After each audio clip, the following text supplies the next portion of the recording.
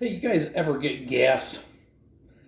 Now, the kind of gas I'm talking about is not the kind that when say when you accidentally stepped on a duck, right? That's not the kind of gas that I'm talking about.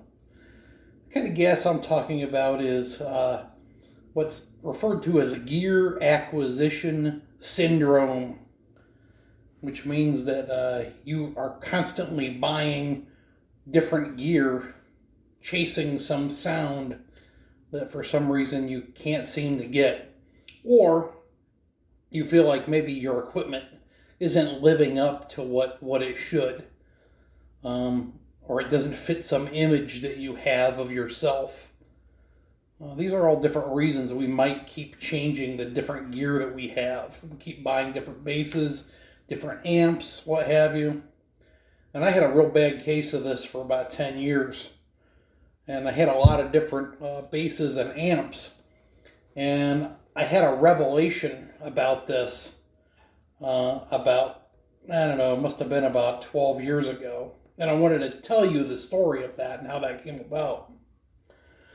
So I'm going to start and tell you about the basses that I've owned briefly. My first bass was a PVT 40, which was a really nice playing bass, a really well-built bass. It weighed a ton. The thing must have weighed 15 or 20 pounds. Super, super heavy bass. But it sounded nice and it played nice.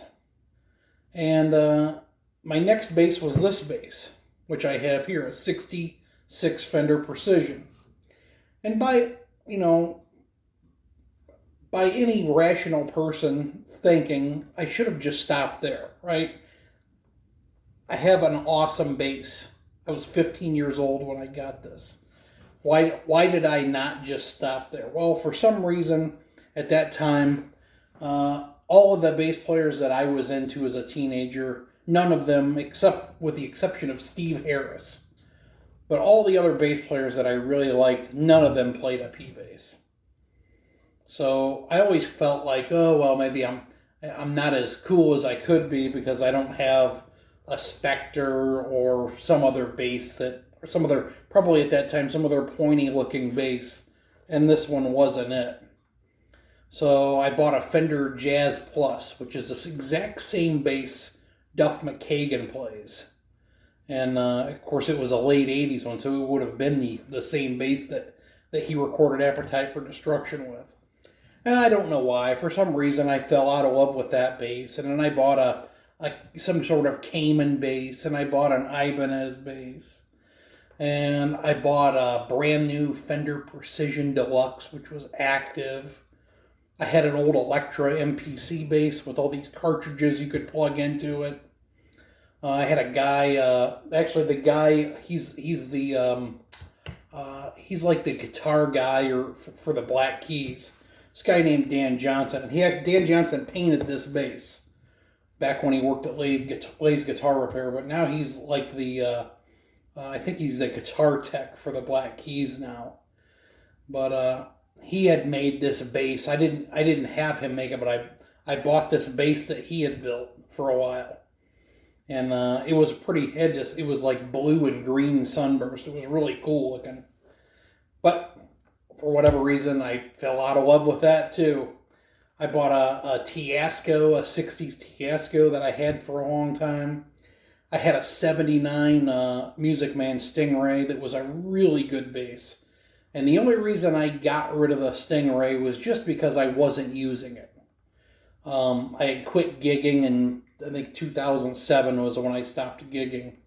And, I just felt there was no reason that I should have this bass plus this awesome Stingray.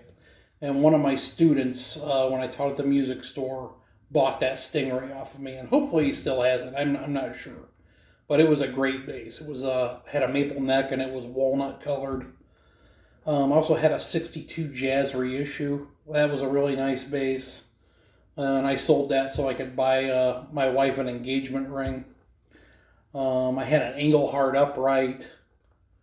I saw a picture recently of some of the old basses I had. And there was some other bass I remember, but I have no idea what it was. And I probably had some other things in there. I was trying to remember back on all the different ones I had. I don't have it on. I have a list here. I also had some sort of what was that? It was an Ibanez ATK bass. That was it was like a Stingray kind of bass, but it was passive. So I had all those different basses, and I was always chasing some elusive sound that I felt I could never get. And in the meantime, at the same time, I took this bass, and I had this pickup put in it, and I put this bridge on it, and I had a hip shot put on it, and refretted, and changed the electronics around on it. And actually, I'm completely happy with the way this bass is now. But I probably would have been happy with it just as a P bass at this stage in my life. You know, I could live it with just a P bass right now. But I had a lot of different basses, and I had a lot of different amps too. And the first amp I had was a PV Mark IV, and a lot of guys my age, that was what they started with. And I had a PV cabinet with a 15-inch woofer in it, and had that for, I don't know, 5 or 6 years, but I just never felt that it sounded right. And ironically, one of the guys that I wanted to always get the sound that Billy Gold had, and I didn't even realize that I had the same amp that he had. But for some reason, I didn't sound like he did through that amp. Then I got a Fender BXR 300. That was a 15 combo. And I played with that for a year or two. That was a good amp. And then, for whatever reason, I felt like a combo amp just wasn't cool enough. So I took a loan out and bought an Ampeg SVT4 Pro, a 1x15 cabinet, a 410 cabinet, a 6-space rack, which had a DBX compressor and a tuner and a BBE sonic expander. And then later on, I put an SWR Working Man 300 in there and bi-amped it. And I think I got rid of the BBE, and I got some sort of preamp that I used to bi-amp the SVT and the Working Man together. I don't really remember at this point. I got rid of all of that stuff, and I got a Redhead, an SWR Redhead from the 80s. The ones that were made by Eden, and that was a really good sounding amp too. But it was heavy. And at that time when I owned the Redhead, I was doing a lot of gigging. And I wanted something lighter. So I bought a Behringer Ultra Bass head, which was like 200 or 300 watts. And I had a lightweight 15-inch cab. And I had wheels on it. And I had a whole rig that I could throw in the back of the car or the back of I had a little S10 truck. It would all fit in the back of that. And I could bring it out and I could put my bass, the amp, and the cabinet all in one package and roll it down the road into the club. And somewhere along the way, I also had an Ampeg V4B. And I had a Ampeg Portaflex. All of these were really good sounding amps. But, for some reason, I always kept buying some different. I always figure out some reason to buy different amps. And the revelation I had was I got myself in a situation where I had to be 2 different places. So I had my one amp, would have been my Behringer amp with the 15 cabinet, set up somewhere.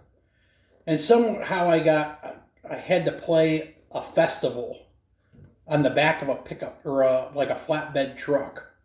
And I didn't have an amp. And I couldn't get at my other amp. I think it was locked in the club where I was going to play at possibly the next night. I don't really remember. I went back to the guy, one of my friends. I had sold my PV Mark IV, my first amp. I had sold that amp to him, and he still had it. And I called him up and I said, "Hey man, can I borrow my old amp off of you for one night?" He's like, "Sure, come and get it." So I get the PV Mark IV, when I set it up to play this gig, and we do a sound check, and I'm blown away. This amp sounds really good. I'm like, man, I don't remember this thing sounding that good.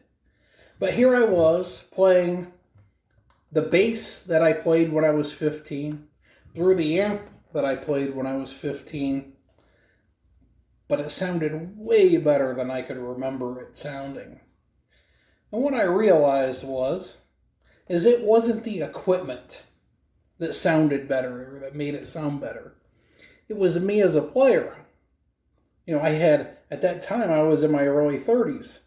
So I had 15, 16 more years of playing time under my belt. And of course, I could play a lot better, and I sounded a lot better than I did when I was 15 years old. And that old rig that I had that I just always thought was just not that great sounded really, really nice. And that's when I realized that all that time I had been chasing some sound when really what I needed to do was just work on my playing. And that's what would make me sound better. And today I'm not an equipment person at all. I'll play through any bass amp. I'd be happy with any of the bass amps I've owned. I would be happy with among probably any other bass amp that's out there. If I was gigging today, I would probably get one of these little Fender combination amps. I think they're called a Rumble. I would be just fine with an amp like that. Here at the house, I practice with a PV Viper, which is it's a guitar and a bass amp. And I think it sounds really nice, especially for a practice amp. It's really good. And a lot of times the only time I play is I have a neighbor who is a high school band teacher, and him and I get together and play jazz. So this is plenty of amp for that kind of situation, to play with a piano or play with a trumpet or what have you. It works just fine in low volume situations. So I hope that was entertaining. It is interesting. We get caught in these cycles where we just got to have the next thing. And really what we need to do is just take a step back and practice. We need to work on our playing, our hands, what we can do with them, the tones we can get out of the equipment that we have. Thanks.